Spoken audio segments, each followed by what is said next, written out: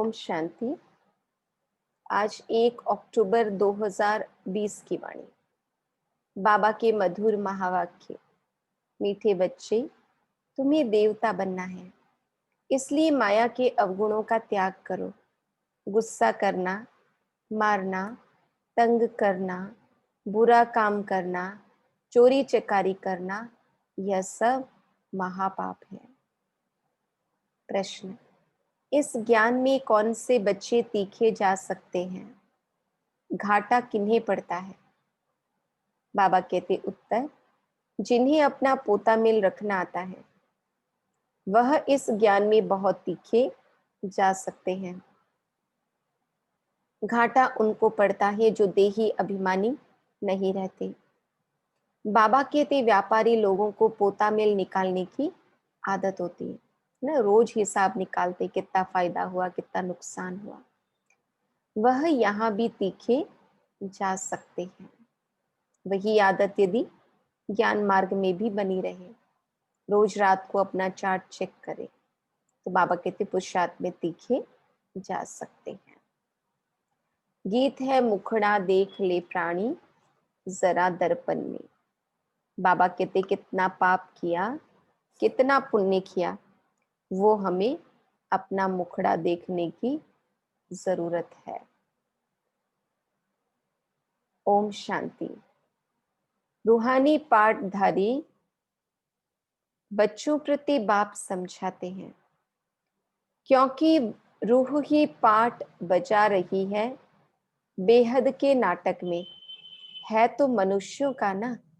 बच्चे इस समय पुरुषार्थ कर रहे हैं, भल वेद शास्त्र पढ़ते हैं, शिव की पूजा करते हैं, परंतु बाप कहते हैं इनसे कोई मेरे को प्राप्त नहीं कर सकते, क्योंकि भक्ति है ही उतरती कला।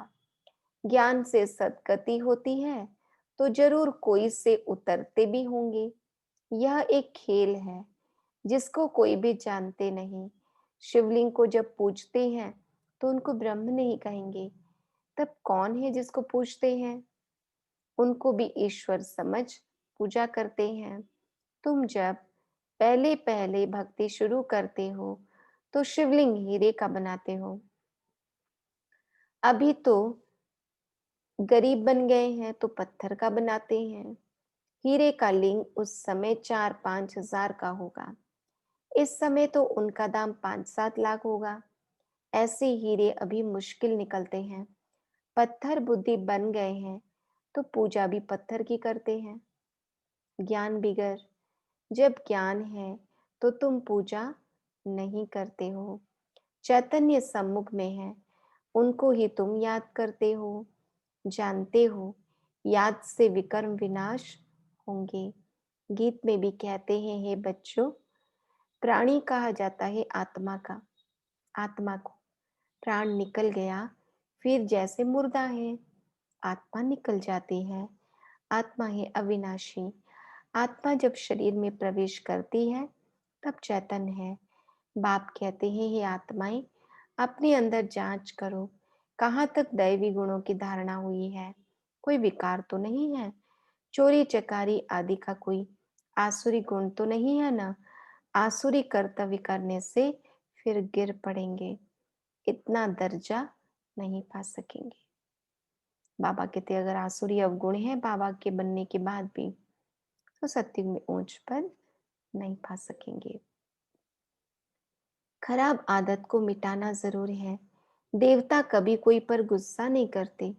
यहाँ असुरों द्वारा कितनी मारे खाते हैं, क्योंकि तुम दैवी संप्रदाय बनते हो तो माया कितनी दुश्मन बन पड़ती है। माया के अवगुण काम करते हैं। मारना, तंग करना, बुरा काम करना, यह सब पाप है। तुम बच्चों को तो बहुत शुद्ध रहना चाहिए। चोरी चकारी आदि करना तो महान पाप है। बाप से तुम प्रतिज्ञा करते आए हो, बाबा मेरा तो आप एक, दूसरा न कोई। हम आपको याद करेंगे। भक्ति मार्ग में भल गाते हैं, परंतु उनको पता नहीं है कि याद से क्या होता है। वह तो बाप को जानते ही नहीं। एक तरफ कहते हैं नाम रूप से न्यारा है, दूसरे तरफ फिर लिंग की पूजा करते हैं। तुमको अच्छी रीति समझकर फिर समझाना है। बाप कहते हैं, यह भी जज करो कि महान आत्मा किसको कहा जाए। श्री कृष्ण, जो छोटा बच्चा स्वर्ग का प्रिंस है, वह महात्मा है या आजकल के कलयुगी मनुष्य? वह विकार से पैदा नहीं होता है ना, वह है निर्विकारी दुनिया। बाबा कहते श्री कृष्ण का जन्म भी विकार से नहीं होता है। यह है विकारी दुनिया। निर्विकारी को बहुत टाइटल दे सकते हैं, विकारी का क्या टाइटल है? श्रेष्ठाचारी तो एक बाप ही बनाते हैं। वह है सबसे ऊंचते ऊंच, और सब मनुष्यधारी हैं, पाठधारी। सब मनुष्य पाठधारी हैं, तो पाठ में जरूर आना पड़े। सत्युग है श्रेष्ठ मनुष्यों की दुनिया, जानवर आदि सब श्रेष्ठ हैं। बाबा कहते वहां के जानवर पंछी आदि भी बहुत फर्स्ट क्लास होंगे। वहां माया रावण ही नहीं, वहां ऐसे कोई तमोगुणी जानवर नहीं होते। तुमको मालूम है, मोर डेल है, वह विकार से बच्चा पैदा नहीं करते। उनको आंसू गिरता है, उसे डेल धारण करती है। नेशनल बर्ड कहते हैं। सतयुग में भी विकार का नाम नहीं, मोर का पंख। पहला नंबर जो विश्व का प्रिंस है श्री कृष्ण, उनके माथे में लगाते हैं। कोई तो रहस्य होगा ना, तो ये सब बातें बाप रिफाइन कर समझाते हैं। वहां बच्चे कैसे पैदा होते हैं वह तो तुम जानते हो। वहां विकार होते नहीं।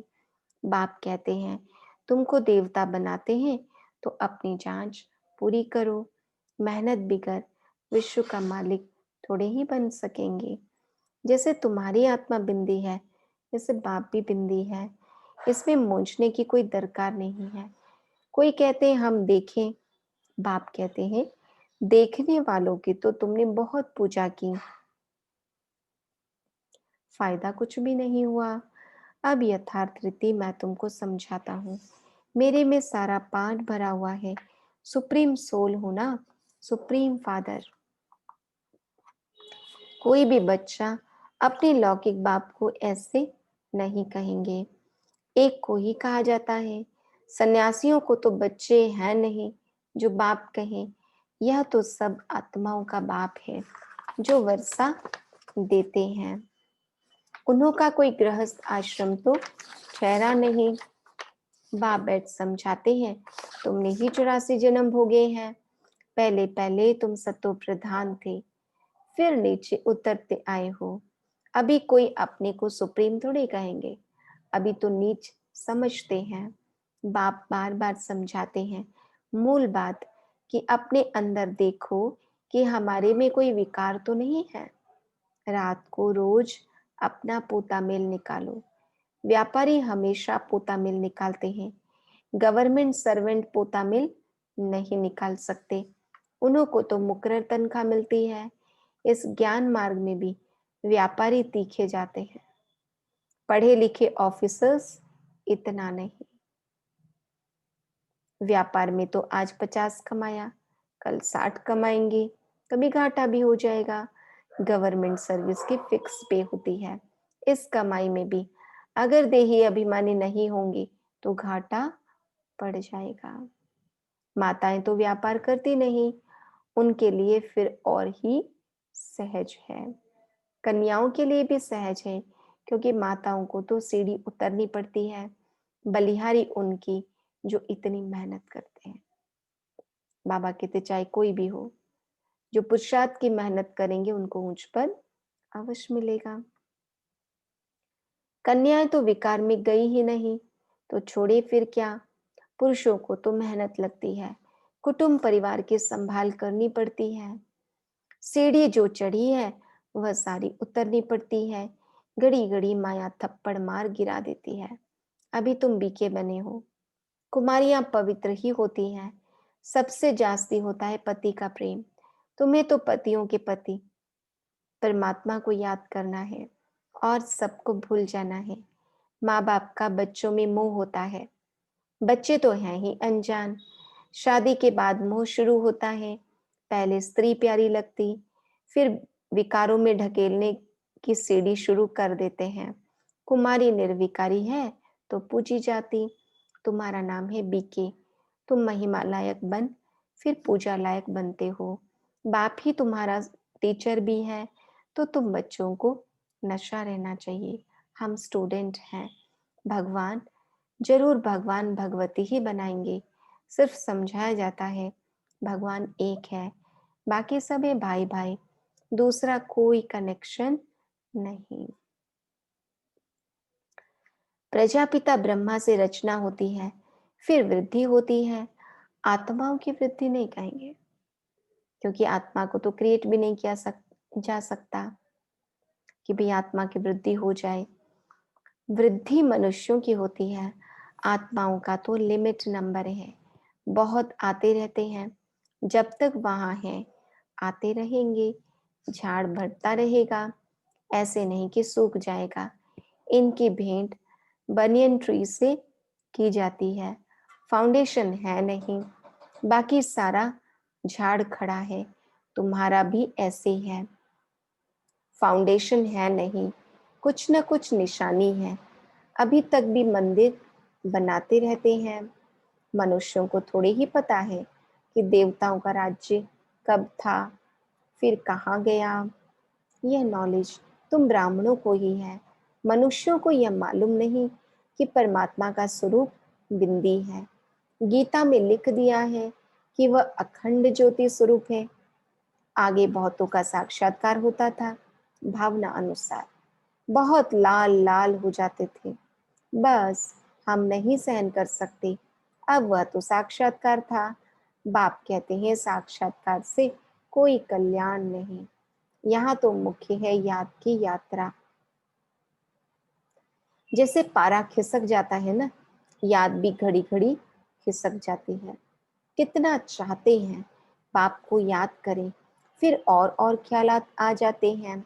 इसमें ही तुम्हारी रेस है।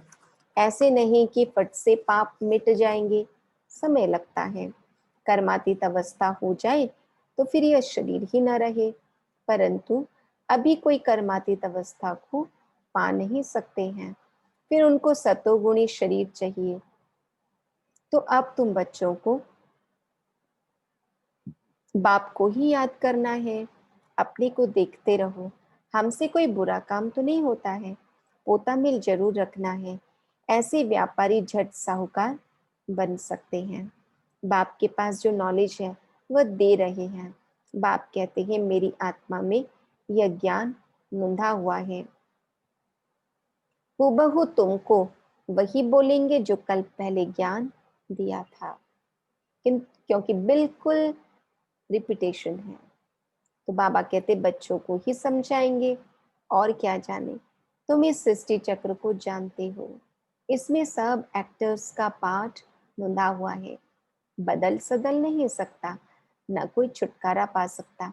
हाँ, बाकी समय मुक्ति मिलती है। तुम तो ऑलराउंडर हो, 84 जन्म लेते हो। बाकी सब अपने घर में होंगे, फिर पिछाड़ी में आएंगे। मोक्ष चाहने वाले यहाँ आएंगे नहीं सतयुग में, वह फिर पिछाड़ी में चले जाएंगे। ज्ञान कभी सुनेंगे नहीं। मच्छरों सदृश आए और गए, उनका लास्ट में थोड़े समय का पार्ट होगा। तुम तो ड्रामा अनुसार पढ़ते हो, जानते हो बाबा ने 5000 वर्ष पहले भी ऐसे राजयोग सिखाया था। तुम फिर औरों को समझाते हो कि शिव बाबा ऐसे कहते हैं। अभी तुम जानते हो हम कितने ऊंच थे, अब कितने नीच बने हैं, फिर बाप ऊंच बनाते हैं। तो ऐसे पुरुषार्थ करना चाहिए ना। यहाँ तुम आते हो रिफ्रेश होने, इसका नाम ही पड़ा है मधुबन। तुम्हारे कलकत्ता व बॉम्बे में थोड़े ही मुरली चलाते हैं। मधुबन में ही मुरली बाजी। मुरली सुनने के लिए बाप के पास आना होगा, रिफ्रेश होने। नई नई पॉइंट्स निकलती रहती है। सम्मुख सुनने में तो फील करते हो, बहुत फर्क पड़ता है। आगे चल बहुत पार्ट देखने हैं। बाबा पहले पहले सब सुना दे तो टेस्ट निकल जाए। मजा ही नहीं आए ना, फिर बाद में कुछ नया ही न रहे सुनने के लिए। आहिस्ते आहिस्ते इमर्ज होता जाता है। एक सेकंड ना मिले दूसरे से, बाप आए हैं रूहानी सेवा करने, तो बच्चों का भी फर्ज है रूहानी सेवा करना। कम से कम यह तो बताओ, बाप को याद करो और पवित्र बनो। पवित्रता में ही फेल होते हैं, क्योंकि याद नहीं करते। तुम बच्चों को बहुत खुशी होनी चाहिए, हम बेहद के बाप के सम्मुख बैठे हैं, जिसको कोई भी नहीं जानते हैं। ज्ञान का सागर वह शिव बाबा ही है। देदारी से बुद्धि योग निकाल देना चाहिए। शिव बाबा का यह रथ है, इनका रिगार्ड नहीं रखेंगे तो धर्मराज द्वारा बहुत डंडे खाने पड़ेंगे। बड़ों का रिगार्ड तो रखना है ना। आदि देव का कितना रिगार्ड रखते हैं, जड़ चित्र का इतना रिगार्ड है, तो चैतन्य का कितना रखना चाहिए। अच्छा, मीठे मीठे सिक्के लधे बच्चों प्रति माता पिता बाप दादा का याद प्यार और गुड मॉर्निंग। रूहानी बाप की रूहानी बच्चों को नमस्ते। हम रूहानी बच्चों की रूहानी बाप दादा को याद प्यार, गुड मॉर्निंग, नमस्ते नमस्ते नमस्ते। धारणा के लिए मुख्य सार। अंदर में अपनी जांच कर दैवी गुण धारण करने हैं, खराब आदतों को निकालना है, प्रतिज्ञा करनी है बाबा हम कभी भी बुरा काम नहीं करेंगे। दूसरा, कर्मातीत अवस्था को प्राप्त करने के लिए याद की रेस करनी है, रूहानी सेवा में तत्पर रहना है, बड़ों का रिकॉर्ड रखना है। वरदान। सर्व खजानों को स्व के प्रति और औरों के प्रति यूज करने वाले अखंड महादानी भव। जैसे बाप का भंडारा सदा चलता रहता है, रोज देते हैं, ऐसे आपका भी अखंड लंगर चलता रहे, क्योंकि आपके पास ज्ञान का, शक्तियों का, खुशियों का भरपूर भंडारा है। इसे साथ में रखने व यूज करने में कोई भी खतरा नहीं है ना। दुनिया में तो धन दौलत है तो भी कितना खतरा है। लोगों के पास ज्वेलरी है तो भी माताएं बहनें पहनकर बाहर निकल नहीं सकती हैं, परंतु बाबा कहते ये जो खजाना है इसको रखने में कोई खतरा नहीं है। यह भंडारा खुला होगा तो चोर नहीं आएगा, बंद रखेंगे तो चोर आ जाएंगे। इसलिए रोज अपने मिले हुए खजानों को देखो और स्व के प्रति और औरों के प्रति यूज करो, तो अखंड महादानी बन जाएंगे। सर्व खजानों को स्व के प्रति और औरों के प्रति यूज करने वाली अखंड महादानी भव। आज का श्लोगन। सुने हुए को मनन करो, मनन करने से ही शक्तिशाली बनेंगे। जो बातें हम बाबा की सुनते हैं, बाबा कहते दिन भर उन बातों का हमें मनन करना चाहिए। जितना हम ज्ञान का मनन करेंगे, चिंतन करेंगे, उतने शक्तिशाली बनते जाएंगे। ओम शांति।